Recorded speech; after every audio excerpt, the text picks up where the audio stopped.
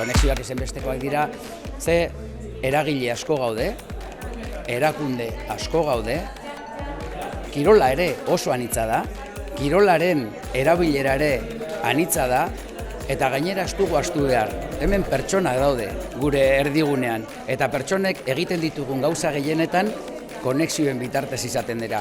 Eta lehenik eta behin, konexio hauek eman behar dira, kirola antolatu, eskaini eta garatzen dugunun artean, gero ekoizten dugun hori, hiritargoarengana ondo iristeko. Baina beti ere konexio horietan dago benetan mamia eta funtsa. Sare handia eta anitza ganera, modalidade ezberdin ugarirekin, eta guk uste dugu hori bere izan dela arrazoi garrantzitsuenetarikoa Basauri Europako kirol hiria bezala izendatzeko. Eta hor gagoz, Bizkaiko Aldundi bezala bertan egiten direzen ekimen guztiak bultzatzeko eta horietan be laguntzeko.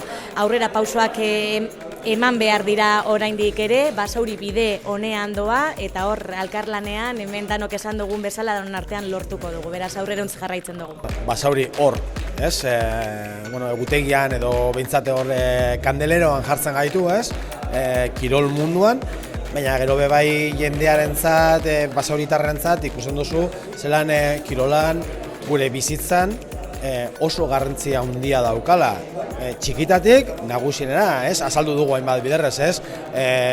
Eskolako kiroletan, asteburu honetan daukagu bizikirola euskaraz baita ere, horre harremana estua da eguneroko bizitzan, eta nik uste dut basauritarrentzat, auzokidentzat, guztiontzat kirola oso garrantzitsua da eta gure bizitzan dau. Ahalegina egiten dugu beti, adituak alkartzeko, galderak planteatzeko eta galdera horien inguruan gure kaso batzutan, gure eguneroko arazoei irtenbide bat emateko izan da kasu askotan, eta aurten planteatzen duguna da etorkizunera begira nola bideratu behar ditugun gure lanak, ez?